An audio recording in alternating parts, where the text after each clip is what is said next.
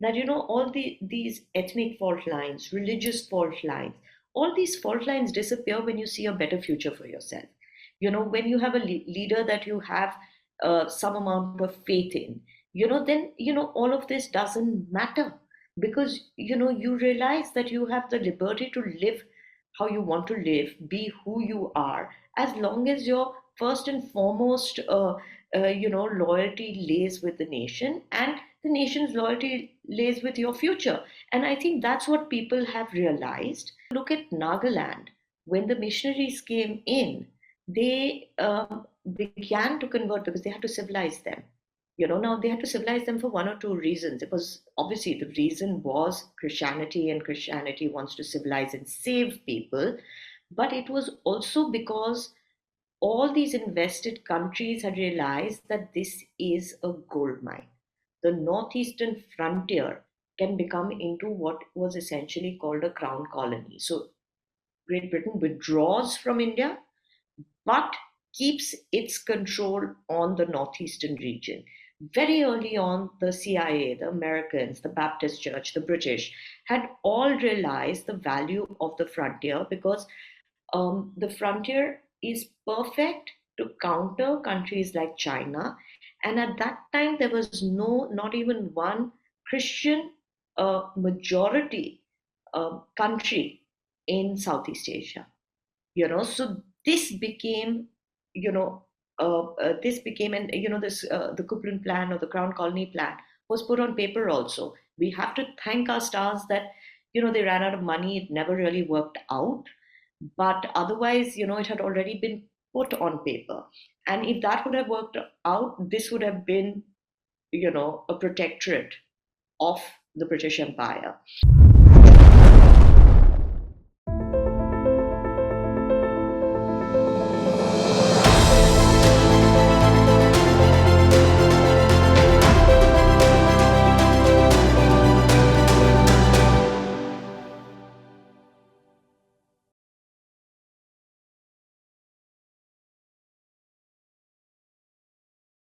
Uh, my question, Rami, is that this thing that larger pop culture, larger movies, academia, news channels, primarily captured by the communists till, let's say, 2014, and now there's a little bit of loosening of that grip, has always painted this picture, and really, like, they've hammered it in our heads that Northeast very different from all of you, different features ethnically, Christian majorities, and of course they'll have aversion to what they use in very derogatory manner, Hindu nationalist government.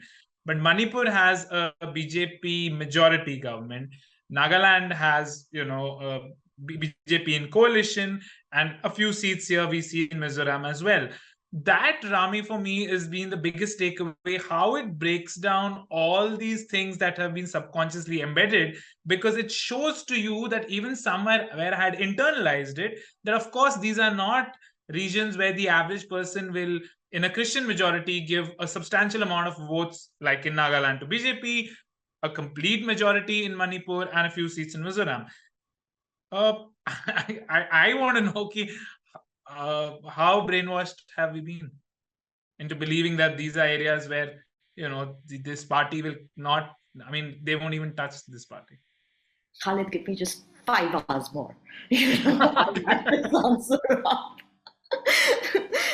So, this is such a great question, because, these are fundamental questions that we must ask ourselves, that how did we even begin to think that somebody is so distant from us or so alien to us, and vice versa. They think the same about us. When I started going to the Northeast, people would say, you've come from India, and it's like, what do you mean I've come from India? I didn't really take a visa and come here. On the contrary, you had to take an inner line permit. So that may not be a visa, but it was still a permit to enter these countries. These were colonial policies that were left by the British. And like I said, our I was about to use a word and I've chosen not to, are absolutely useless governments that, came in post independence. And I say useless because my heart goes out.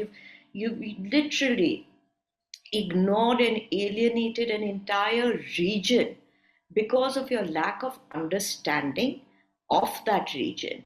You allowed it to be geographically demarcated in such a way where it is only connected by the chicken neck, which is a 21-kilometer wide road between the rest of the country and the Northeast. That, first of all, made travel far more expensive and far more difficult. So to go to the Northeast used to cost us double than it would cost us to go to Delhi to Jaipur. It used to be like that. That it would cost us, it would be as expensive as taking a short international flight. Trains were just really far. It was insurgency ridden. The one thing that I remember when I was growing up is hearing that the northwestern frontier is in a precarious position and the northeastern frontier nobody knows anything about, you know, except the fact that it's also in a precarious position, that there are conflicts. This is how, these poor areas were identified, and that was the truth. Now, obviously, like I said earlier, one of our policies was of exclusion and isolation, which was also a British policy. And when I mean of exclusion and isolation, this was not just emotionally or mentally, this was a physical policy that we will exclude these areas. The British said we will exclude some of the areas because they were not being able to tame them. They were not being able to tame the tribes that did not like this sort of British interference. So, excluding an area means that it does not have access to the same development policies that other areas have. Therefore, the difference in development, and these policies continued, for the rest of for decades after independence. Now, I've mentioned this before also. Jawaharlal Nehru's advisor, tribal advisor, was a missionary. Of course, they say later he converted this, that, and other. But no, he was Barrier Elvin was a missionary. Now, Barrier Elvin also, when he looked at the northeastern tribes, he looked at it saying that, look, they're so unique and we must preserve them. What are you preserving? The fact that they've existed for thousands of years, you feel that you need to preserve them. They can't preserve themselves. So preserving them meant like containing them, keeping these ideas of inner line permits. However, the missionaries could go in, therefore the conversion, and the earliest missionaries that went in were missionaries that came in right subsequently, right after the anthropologists had done their work. So the British anthropologists had been sent into the northeastern region. They'd studied, and some of them had done great studies, because they were observational or whatever. But you have to understand that in Christianity, um, and I'm talking about the Bible thumping ones, I'm not talking about the many rational friends I have. And, there's a rational side to it also that, gives foundation to science and, rational. But there is this Bible thumping side which says that, well, if you're not Christian, you're pagan. And if you're pagan, then we have to come and save you. It becomes our moral obligation to come and save you, you know. And that is how they converted. But, let me tell you surprisingly, that in the attempt to civilize them, they weren't able to really make a mark. So, if you look at Nagaland, when the missionaries came in, they began to convert because they had to civilize them. Now they had to civilize them for one or two reasons. It was obviously the reason was Christianity, and Christianity wants to civilize and save people. But it was also because all these invested countries had realized that this is a gold mine. The northeastern frontier can become into what was essentially called a crown colony. So Great Britain withdraws from India but keeps its control on the northeastern region. Very early on, the CIA, the Americans, the Baptist Church, the British had all realized the value of the frontier because the frontier is perfect to counter countries like China. And at that time, there was not even one Christian majority country in Southeast Asia. So this became, this became, and this the Kuprin plan or the Crown Colony plan was put on paper also. We have to thank our stars that, they ran out of money. It never really worked out. But otherwise, it had already been put on paper. And if that would have worked out, this would have been, a protectorate of the British Empire. But having said that, you'll be surprised to know that the majority of the conversion of the Northeast only happened post independence. So as much as we'd like to blame the British, the kind of dent that they'd made, if I'm not mistaken, till 1947, at least in Nagaland, was not more than 22%. Uh, in the early years of the century, if we were to look at maybe about uh, 1910, there was something like 0.7%. If we were to look at Arunachal, till the 60s or the 70s, there wasn't more than a couple of percent of conversion. Today, in Arunachal, they say in 2020 it was going to hit the 40% mark of converted people. Now, 40% mark, mind you, is only the people who have registered as Christians. There's this new trend of not registering either, right? Nagaland, the same thing. The majority jump happened in 1950, and then the other majority jump happened in the 80s. So between 50s and the 80s is when over 70% of the population or 65% of the population was converted. Now you have to ask yourself why. These were also the peak times of insurgency. A lot of the conversion was under pressure. A lot of the conversion was gunpoint conversion. Yes, the missionaries gave them education. The missionaries gave all of this, right? They were the first people to bring in education. They were the first people to sort of, enter these areas in a way wherein they were bringing them into the modern world. But the conversion happened, in independent India. Now, when you talk about the BJP, the problem is exactly this. It's the the Christian community or the Muslim community or any other community that has lived in India has lived in India also suffering by the way India has been run. If you ask any of our grandparents, if you ask any honest man that came from the previous generation, they'd say life was tough. हमें एक phone के लिए हमको 10 साल wait करना पड़ता था. गाड़ी हम सेकंड हैंड ही खरीद सकते थे. An honest man who made an honest living could not afford to pay the premiums on Fiats. Those were the premium cars. They were called premium Padmanis, the Fiats. There used to be a premium of that, and there used to be a waiting list, and only if you knew people could you get those cars. People had to stand in lines and queues for their pensions. This was what we had been relegated to. And for the first time, Northeast was made the central point of any government's policy.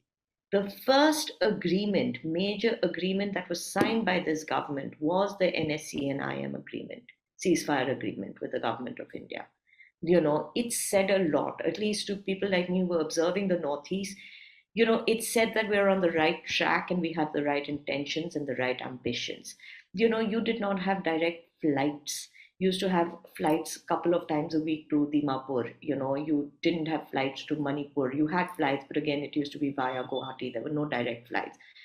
Today, you have over 16 flights. You have airports. Tripura Agartala Airport is an international airport. You have all sorts of connectivity happening, not just within the Northeast, but you have connectivity happening across international borders into Bangladesh, into Myanmar. You have a determined, accountable government at the center that demands accountability from the state governments. You have, like I said, I quoted earlier, you have had 74% reduction in insurgency only since 2014. The first inch of fencing was made under this government. There have been 90% reduction in casualties. There have been border issues that have been plugged. It's incredible. All of this could have been done 50 years ago. So, this is why I said about Mizoram also that all these ethnic fault lines, religious fault lines, all these fault lines disappear when you see a better future for yourself. When you have a leader that you have some amount of faith in, then all of this doesn't matter because you realize that you have the liberty to live how you want to live, be who you are, as long as your first and foremost loyalty lays with the nation and the nation's loyalty lays with your future. And I think that's what people have realized. That's what they've appreciated. There were times when all my research is based on fieldwork, and now that spans over 15 years. For many years, I could not tell people where I was going because the threat perception itna hota tha, that अगर किसी को पता चल जाए आप इधर जा रहे हो या उधर जा रहे हो so people who used to coordinate would get worried कि किसी को पता चल जाए there used to be no roads, there used to be no transportation, there were no decent hotels to stay, and I was willing to pay, and I'm talking about, Khalid, I'm talking about Guwahati. I mean, Guwahati is a major city. Once upon a time, Guwahati was the only entry point into the northeast. So we knew about Assam, we didn't know about any of the other states. Today, you can go anywhere, you can take direct flights anywhere. Generally, if Manipur wouldn't have happened, generally, the stability of the region has been, has been exceptional.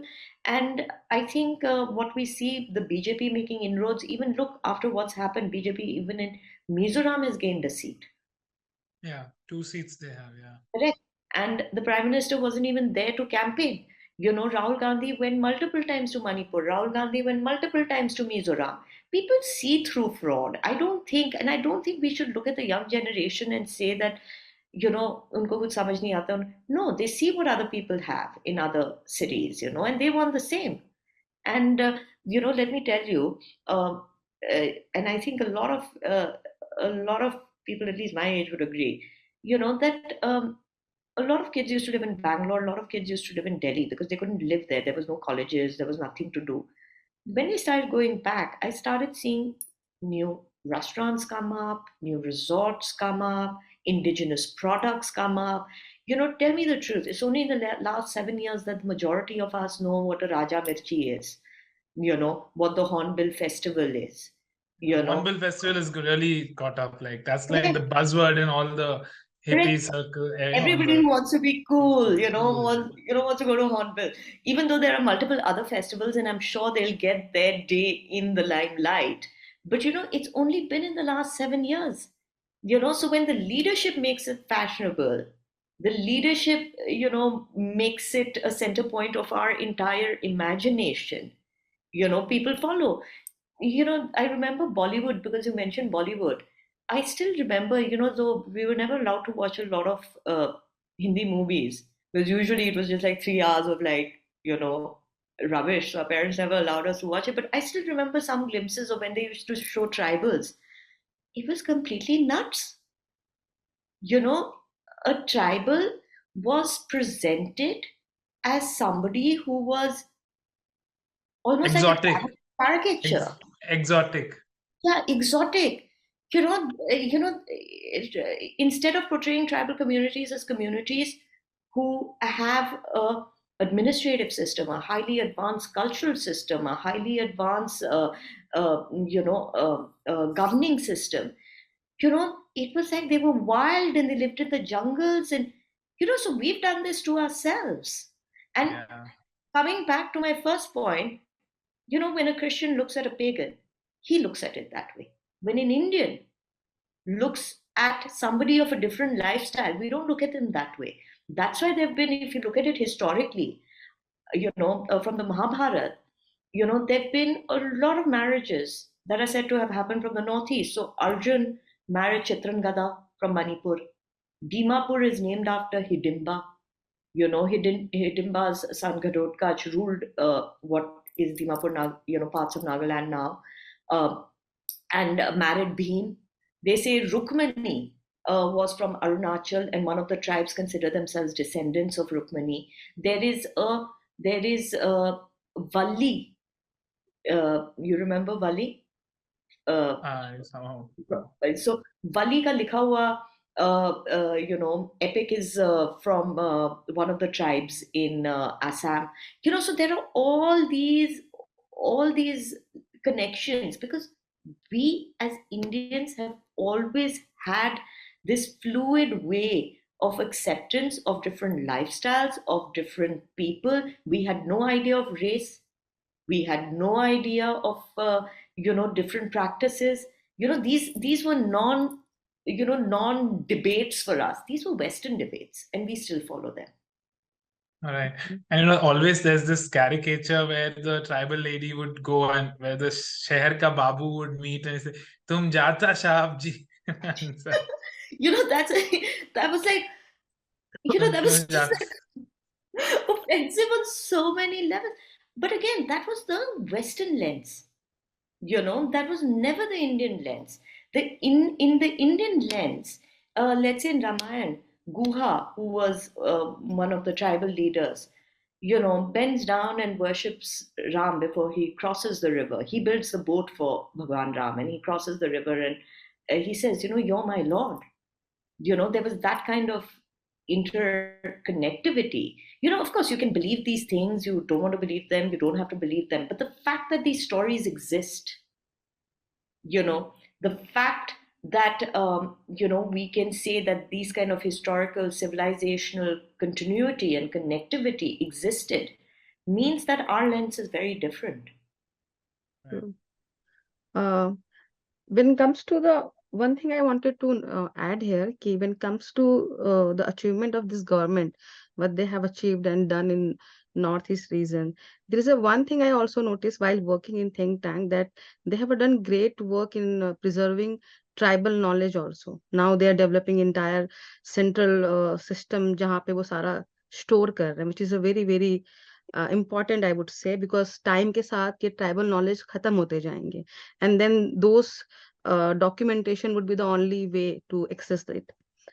एक मेरा question Rami आपसे ये था कि जब मैं आप मुझे बता रही हैं कि विलिंगनेस की कहीं ना कहीं कमी थी पुराने गवर्नमेंट्स में एंड नॉर्थ ईस्ट से बहुत ज्यादा मेरे हिसाब से मुझे कश्मीर का वो समझ में आता है कन्फ्लिक्ट तो जब हम कश्मीर के कन्फ्लिक्ट की बात करते हैं तो there are various vested interested group also जो इस कन्फ्लिक्ट के इंडस्ट्री पे पलते थे जो दिल्ली में बैठते थे बट उनका खुद का एक प्रॉफिट होता था so do we did we have the same kind of group in this region also जो दिल्ली में बैठ के चाहते थे कि there is no willingness and वो चाहते भी थे कि कुछ हो ना बिकॉज उनका पर्सनल इंटरेस्ट इसमें लाई करता था ऐसा कुछ है can you explain about it a little bit आमना हर जगह होता है where there is conflict there is vested interest नहीं तो conflict survive नहीं कर पाता है and I think with the northeast it used to be the same thing. People used to call it punishment postings because nobody wanted to go there.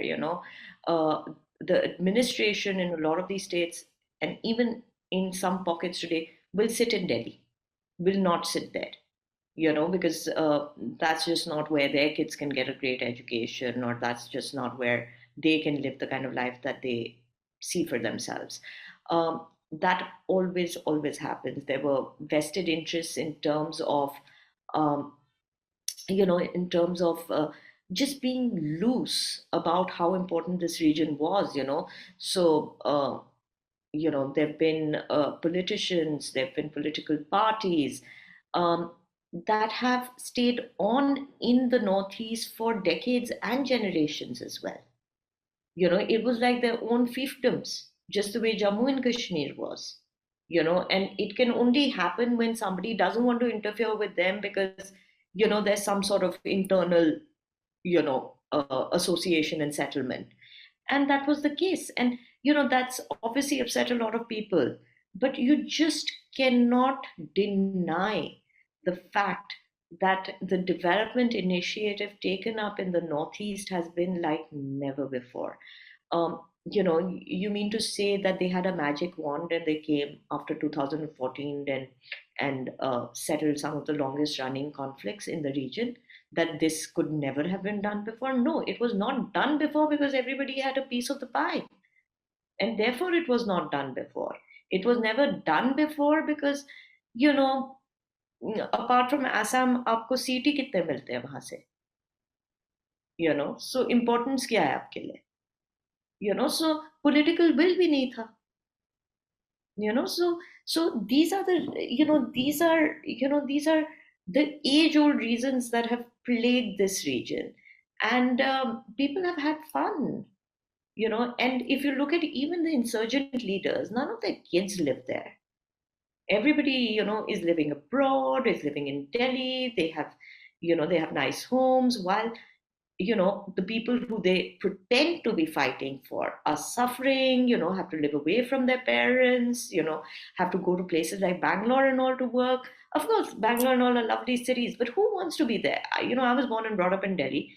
I wouldn't want to go and live somewhere else forcefully, just because I need to go and look for a job. So I think all these insurgent groups, all these so called revolutionaries, maybe some revolutionary groups, when they at the outset started these insurgent groups, maybe it had some sense of, maybe there was some amount of love for their communities hidden there.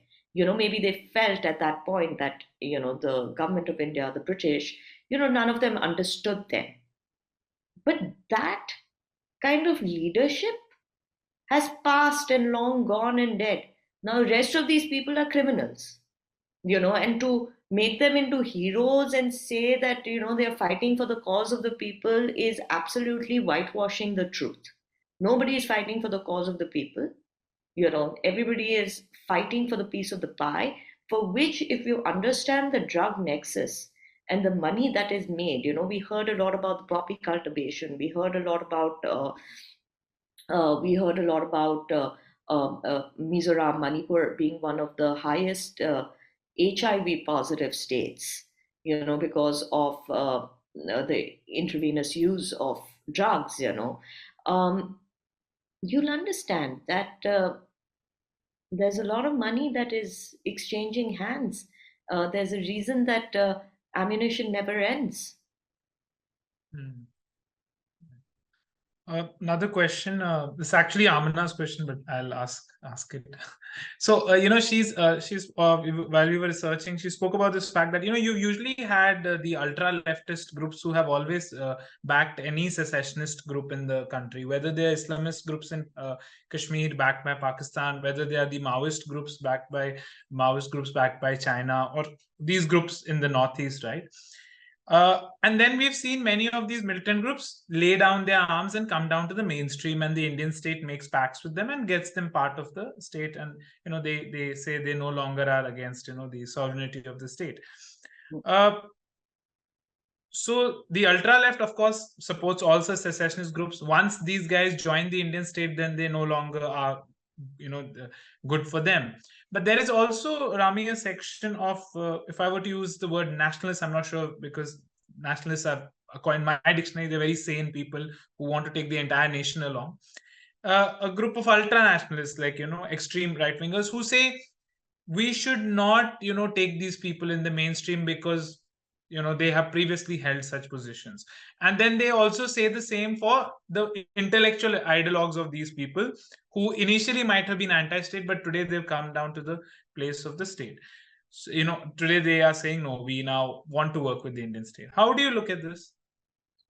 So you see, anything radical loses reason, whether it's left or it's right. So I don't think they understand. If you're talking about the radical right, I don't think they understand what it takes to be for a nation to alienate its own people. I think that is by far the most dangerous thing to do. This is a lot of people have asked me, why doesn't the government just come and bomb the hell out of them, and why doesn't it do this? Because it's still our own people, and we cannot alienate them. Especially as it is, I don't think you can alienate your own people. If they're citizens of the country, irrespective of what they've done, they have to, of course, abide by the law or bear the consequences of what the law of the land prescribes. But if they are on the borders, or if they are in again, very strategically located regions, you have to be even more sensitive, because alienating them means pushing them again towards secessionism. Now, a lot of people who have joined these groups have taken a stance against India. Of course, we can completely look at it from one point of view and say they should never be forgiven. But the other point of view is a lot of them are taken as kids. A lot of them are brainwashed. A lot of them have a family history of this. Brother is gone, joined an insurgent group. That's the only way to get paid. There have been many, many reasons like this. They get paid for it, their families get looked after. Um, Many times it's less ideological, more necessity based. And I think keeping that in mind, you have to be at least rational about it. Now, when you talk about nationalism, nationalists, anti nationalists, of course, somebody from an extreme point of view will only look at it in a binary. Conflict cannot be looked upon, the causes of it, effects of it, and the results of it cannot be looked at it in binaries. There are multi layers and there are gray areas. Now, unfortunately, that's what you have to work with. It's not easy for these insurgents also to come back and adjust. They know what they are signing up for. When they've lived decades in the jungles, that's the only life that they know how to live. When they come back with the understanding that it's not going to be easy. That settling to a normal day-to-day life, for having your neighbors trust you, to start being able to do small business or things like that, it's not going to be easy. You're not even maybe going to get along with your family. When kids go away for 15 years away to boarding schools and colleges, they come back and they say, oh my God, I can't live with, my parents. These are insurgents, so, for them, it's a very, very difficult life. There are people who are doing very good works. I remember Art of Living was there, trying to provide them with some sort of spiritual, help, and some sort of healing and some sort of meditation, so that they can adjust to normal life. The government of India had some fantastic, and I was actually quite impressed with the kind of initiatives they've taken for them. So they've taken taken these initiatives where they can give loans to insurgents who have surrendered, and that money would be in your fixed deposit for a period of 5 years. These people could take a loan against it to start up their business, and the money itself would only be accessible after a certain period of time. It was a lump sum, I think 5 lakhs or 10 lakhs or something like that. I thought that was a really good way to give them a springboard into normal life. So when I look at this sort of radical view, I always think that you don't understand security issues, alienating communities, knowing what geographical area they're set in. You don't understand all of this. Now, when it comes to what we consider as left, and I don't use the word liberal because there's nothing liberal about it. The left is not about the people. That's how they come in, but it's not about the people. It's about the power. And it's about the power vested solely in the leadership, not in the people. So therefore, wherever it is offered, you will find them. Wherever there is a chance, you will find them. So even when NSCN, let's say, was training, where did it train? It trained in China. It went through Myanmar borders, it trained in China. Um, and I remember many years ago when I was interviewing some NSCN people, I asked them, I said, but what's so socialist about it? Did you get these ideas from China? Because to me, it was very strange, because the Naga insurgency, the Naga itself, the whole word itself is an umbrella word. It's not one homogeneous people. It's 16 plus tribes which didn't have the same language, that were brought together by the British under one umbrella so that they could give them Christianity, make them a homogeneous group under religion, and then play out whatever they wanted to play out to.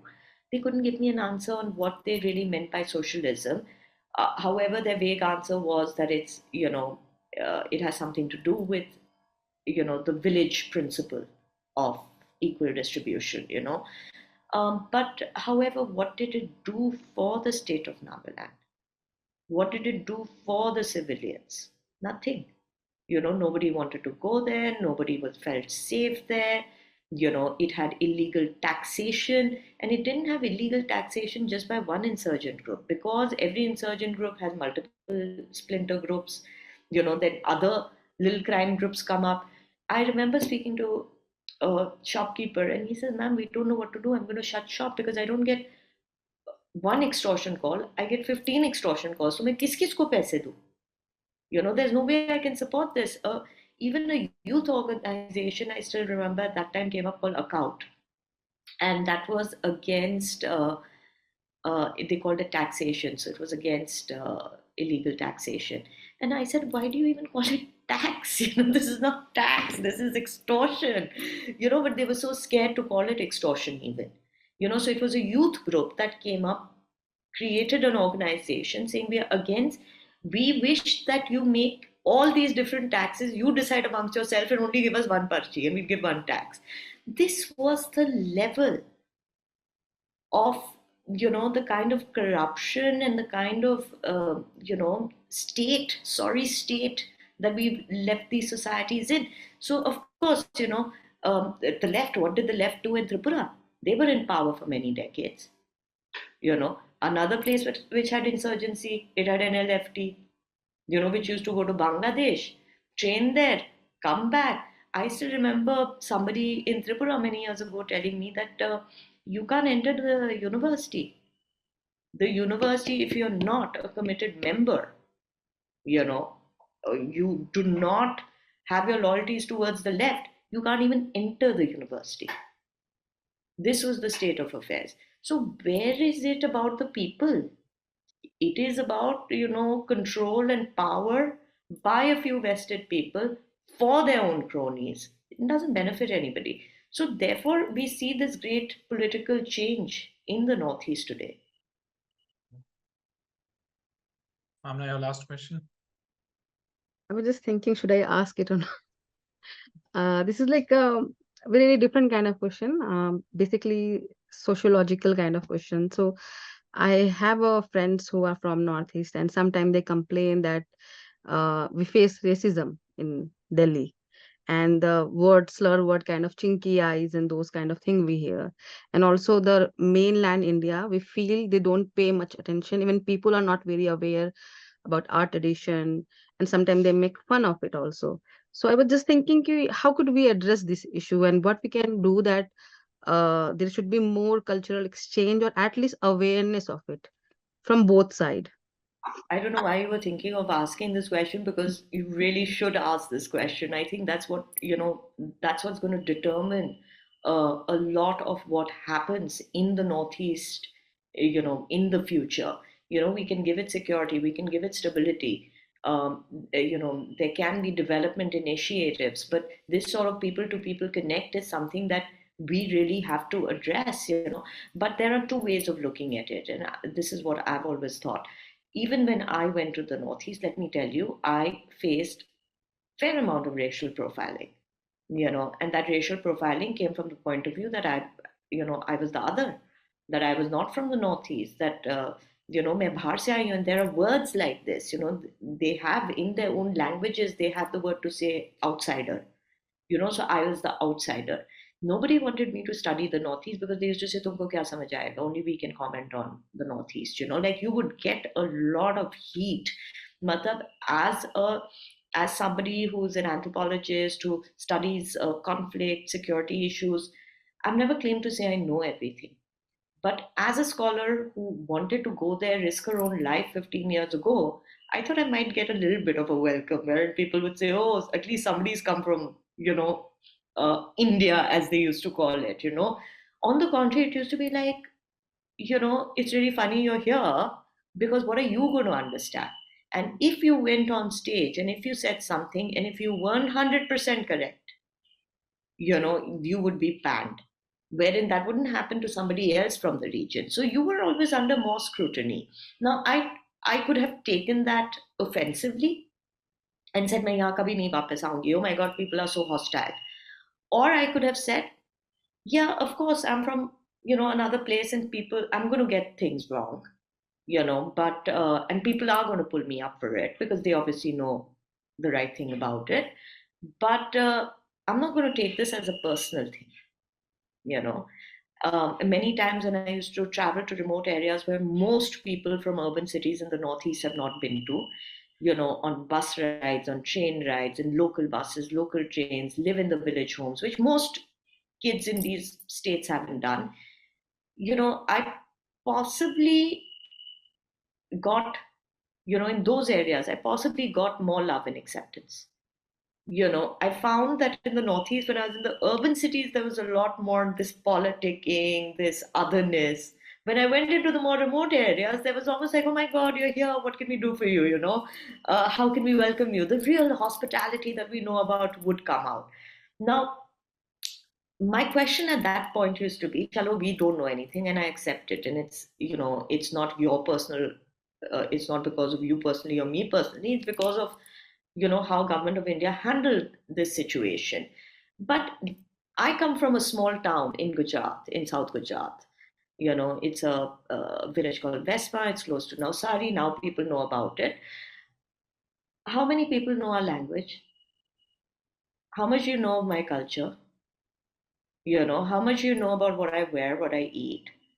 And I would like to ask this to the Northeasterners. How much you know about Gujarat?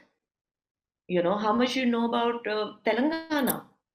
I don't know. I want to ask this as a matter of debate, not as a matter of finger pointing. That none of us know much about each other. None of us, have been educated in the way we should have been educated. Our history books, our geography books really don't have anything intensive in it. We know some basics and that's about it. We don't know about the great dynasties in the Northeast. We don't know about the Bhagyachandra. We don't know anything about the Assamese, which is the best known, except the Ahom kings. We don't know anything before that, until unless you're studying it.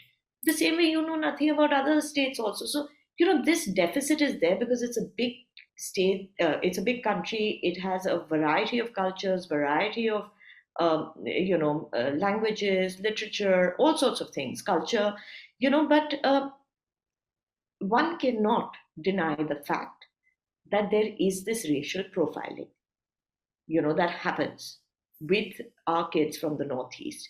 I think that's become less over a period of time. But again, when I try to logically think about this in my head, do you remember a time when everybody from the South was called a Madrasi? Yeah.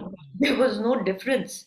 Now, when did that change? And I've very often thought about this, and I find that it started changing when the IT boom happened, when money started flowing, when the South Indian didn't just become a South Indian, but became really one of the most formidable people that you could meet. Now we see this sort of understanding, whereas even movies and entertainment has this sort of cross culture happening. We Absolutely. know more about it. We know more about the states. We know more about the people.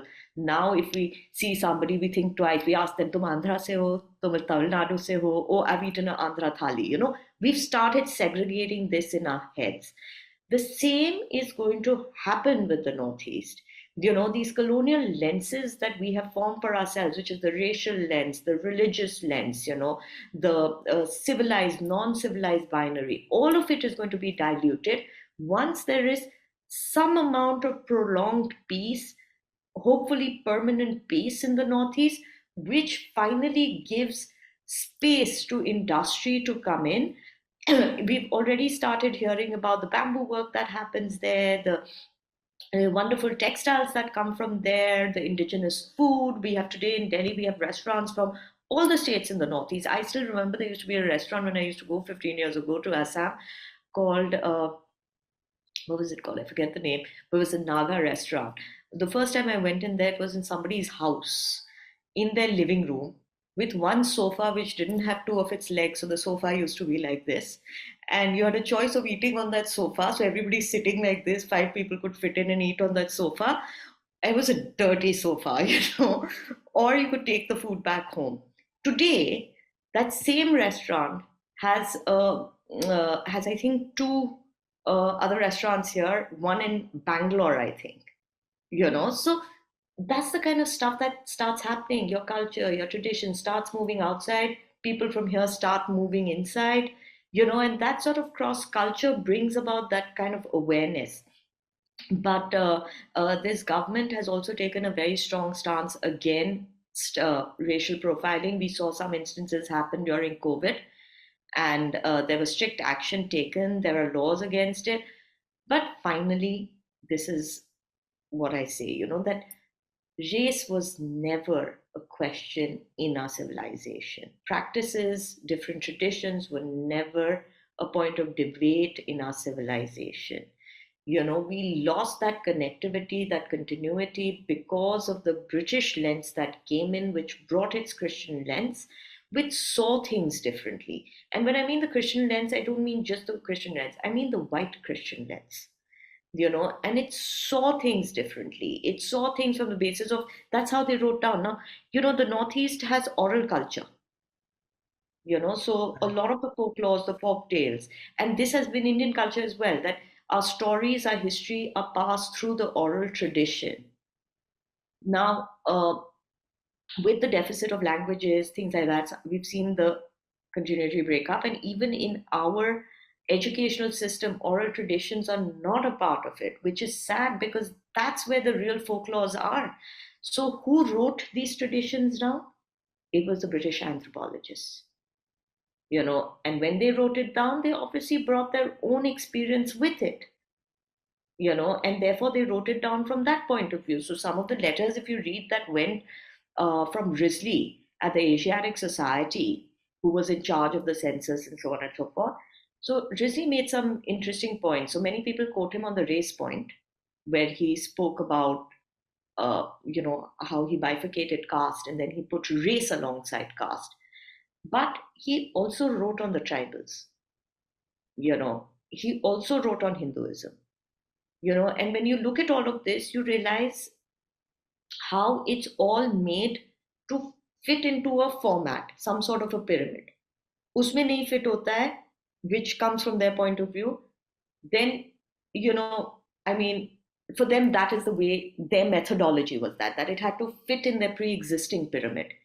The one very important nuanced study that he made was between, and this is slightly off topic, but you have to understand that Risley had a major role to play in how we look at race, how we look at caste, how we look at religion, is when he spoke about paganism and Hinduism.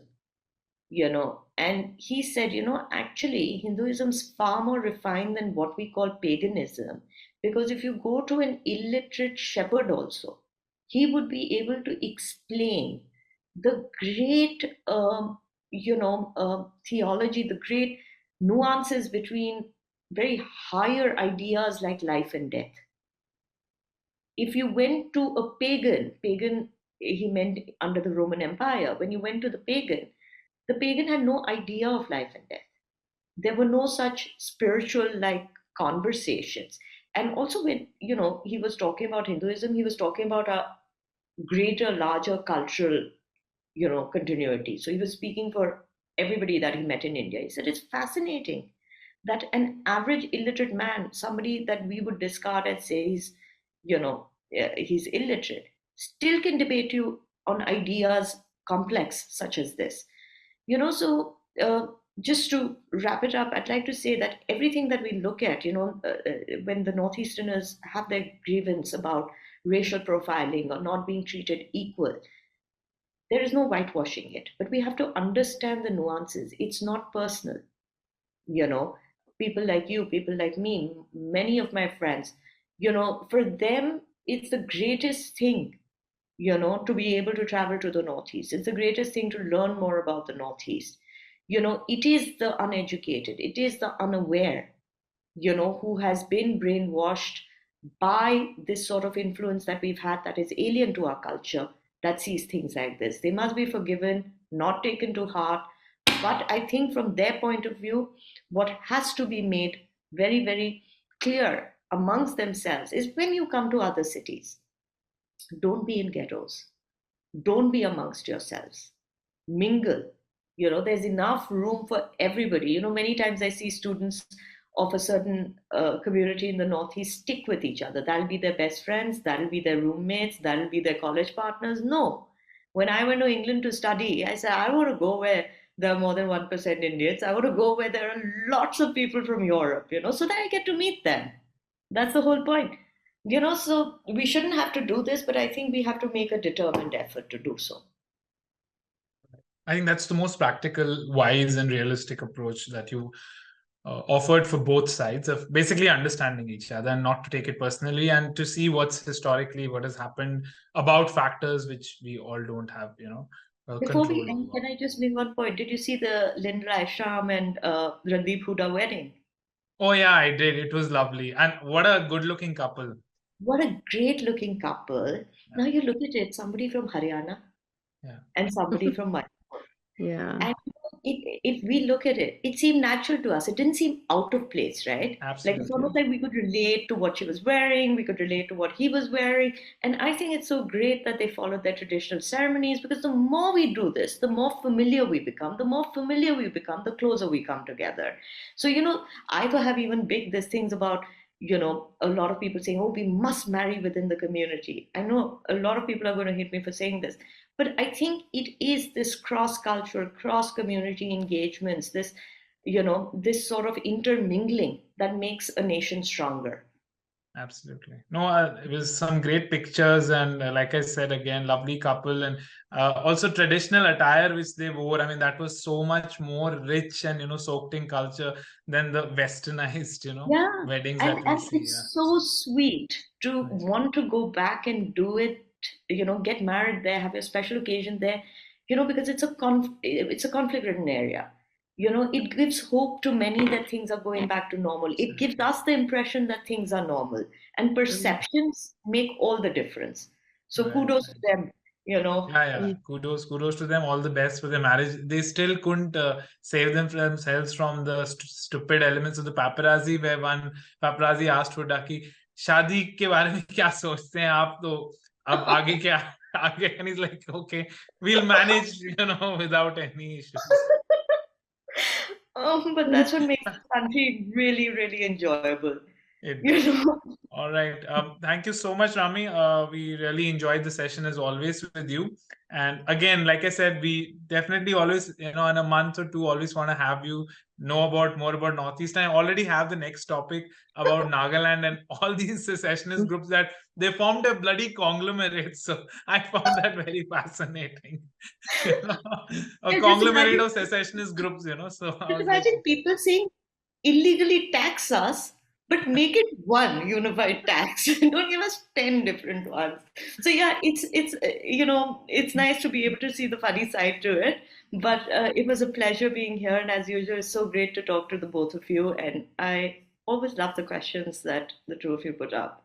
Same here. For me, this is like an enlightenment session. Like I learned so much, and I don't even will call this a podcast, but a master class. We should actually charge people to watch this. Maybe we can keep this members only. Actually, this is this kind of the podcast. Like I have learned so much in this one session. Our members deserve this, yeah. They're the ones who keep us afloat. Well, many a times on camera I turn many shades of pink. Yeah. Now with this compliment I'm turning red. So before उसमें एक ही problem है कि when we put it only for members and we put it on Twitter ना कि and you'll be like, okay, watch this episode. You're like, ma'am वो तो कह रहे हैं कि पैसा दो membership लो तभी देख पाओगे ये episode. But yeah, it's also very interesting to look at things state by state. It is. Because that next time, viewers, after a month or two, we will request Rami. Nagaland it is, and the conglomerate of secessionist groups. All right, thank you so much. All right, thank you so much, Khalid. Thank you so much, Amna. Thank you.